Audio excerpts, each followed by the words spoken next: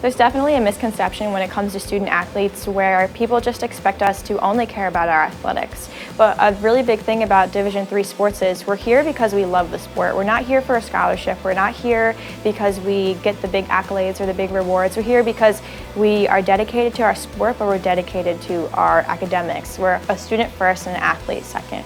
There's a lot of great things about athletics, but one thing that the athletics program here at Rowan really forces is you're a student first. So there's athletic tutoring, there's athletic mental health resources, there's different things that help you become a better person professionally and not just athletically.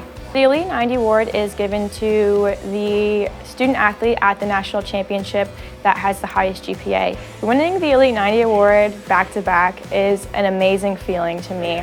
I wasn't expecting to win it my junior year, and then senior year I kind of put a pressure on myself where I really wanted to win it again if we got back there.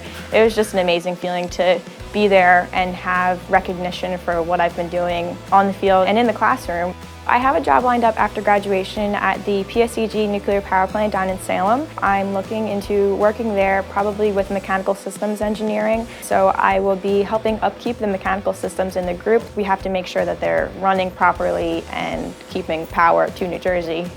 I think the most difficult thing about being a mechanical engineering major and a student athlete was just balancing the requirements of both of them. Balancing athletics and academics is definitely challenging. It comes down to a lot of time management and looking at your schedule and seeing when do I have class, when do I have practice or my game today, and when can I get my homework done between then. I'm very self-motivated. I would tell myself, this is when I have class, this is when I have practice, I'm going to do homework, I'm going to go to bed, and I'm going to repeat it. And there's time for fun in there as well, but it's definitely challenging, but it's not impossible.